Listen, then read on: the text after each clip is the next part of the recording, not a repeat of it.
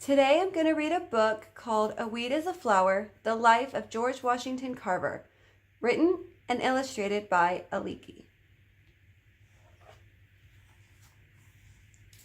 When George Washington Carver was born, he had many things against him.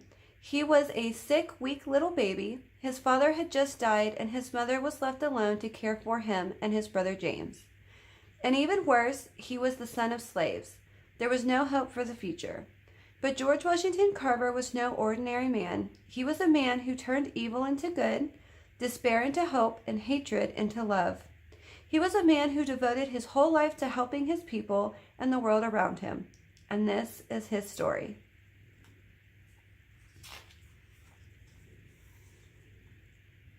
George Washington Carver was born in Missouri in 1860, more than 100 years ago. It was a terrible time. Mean men rode silently in the night, kidnapping slaves from their owners and harming those who tried to stop them. One night, a band of these men rode up to the farm of Moses Carver, who owned George and his mother Mary.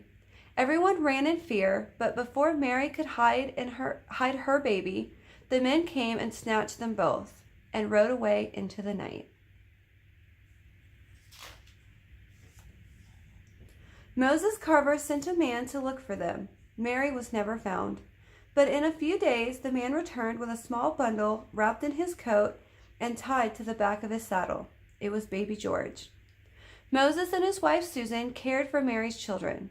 George remained small and weak, but as he grew, they saw he was an unusual child. He wanted to know about everything around him. He asked about the rain, the flowers, the insects. He asked questions the Carvers couldn't answer. When he was very young, George kept a garden where he spent hours each day caring for his plants. If they weren't growing well, he found out why. Soon they were healthy and blooming. In winter, he covered his plants to protect them, and in spring he planted new seeds. George looked after each plant as though it was the only one in his garden. Neighbors began to ask George's advice about their plants, and soon he was known as the plant doctor.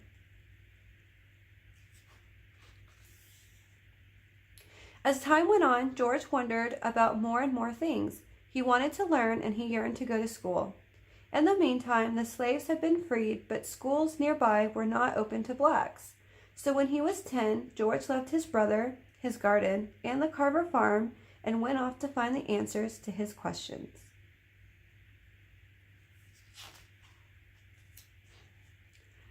Wherever George Washington Carver found schools, he stayed. He worked for people to earn his keep. He scrubbed their floors, washed their clothes, and baked their bread. Whatever George did, he did well. Even the smallest chore was important to him. Some people took George in as their son. First, he stayed with Mariah and Andy Watkins, who were like parents to him. And then he moved to Kansas and lived with Aunt Lucy and Uncle Seymour.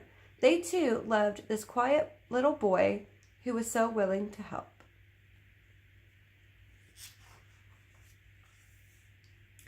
George worked hard for many years, always trying to save enough money for college. Other boys who had parents to help them were able to enter college much sooner than George. He was 30 before he had saved enough. Still, it was not that simple. Not all colleges would admit blacks, even if they had the money to pay. George was not discouraged. He moved to Iowa and found a college which was glad to have a black student. At college, George continued to work. He opened a laundry where he washed his schoolmates' clothes. And he continued to learn. His teachers and friends soon realized that this earnest young man was bursting with talent. He played the piano, he sang beautifully, and he was an outstanding painter. In fact, for a time, he thought of becoming an artist. But the more George thought of what he wanted to do, the more he wanted to help his people. And he remembered that his neighbors used to call him the plant doctor. He had never forgotten his love for plants. In all the years he had wandered, he had always had something growing in his room. So George Washington Carver chose to study agriculture. He learned about plants, flowers, and soil. He learned the names of the weeds. Even they were important to him. He often said, "A weed is a flower growing in the wrong place."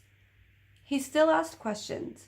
If no person or book could answer them, he found the answers himself. He experimented with his own plants and found secrets no one else knew. When George finished college, he began to teach. He was asked to go to Alabama, where a college for blacks needed his talents. It was there at Tuskegee Institute that George Washington Carver made his life. In Alabama, Professor Carver taught his students and the poor black farmers who earned their livelihood from the soil. He taught them how to make their crops grow better.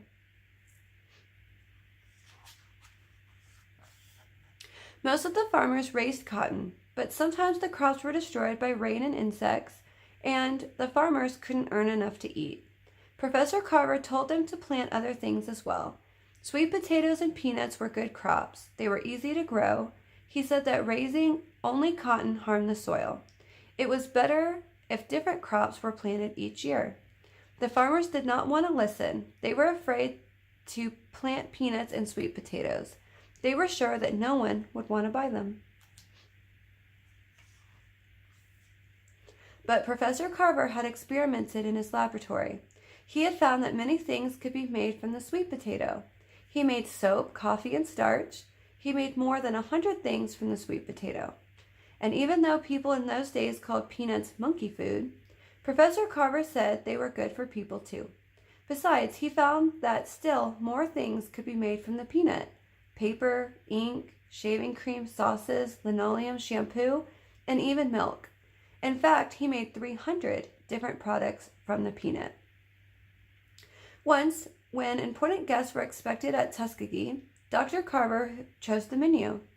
The guests sat around the table and enjoyed a meal of soup: creamed mock chicken, bread, salad, coffee, candy, cake, and ice cream. Imagine their surprise when they learned that their meal was made entirely from peanuts. Slowly, the farmers listened to George Washington Carver. They planted peanuts and sweet potatoes, and before they knew it, these became two of the most important crops in Alabama.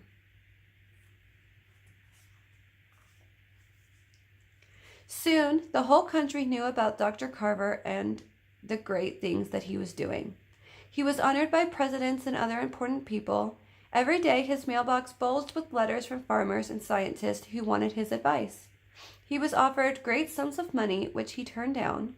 Money was not important to him. He did not even bother to cash many of the checks he received.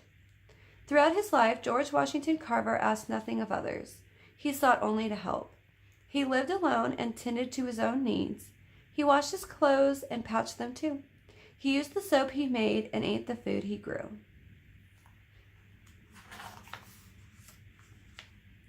Dr. Carver was asked to speak in many parts of the world, but he did not leave Tuskegee often. He had things to do. He continued to paint. He worked in his greenhouse and in his laboratory, where he discovered many things. He discovered that dyes could be made from plants and colors from the Alabama clay. Even when he was over 80 and close to death, Dr. Carver kept working, night after night, while the rest of the town lay asleep. A light still shone in his window. The baby born with no hope for the future grew into one of the greatest scientists of his country. George Washington Carver, with his goodness and devotion, helped not only his own people, but all people of the world.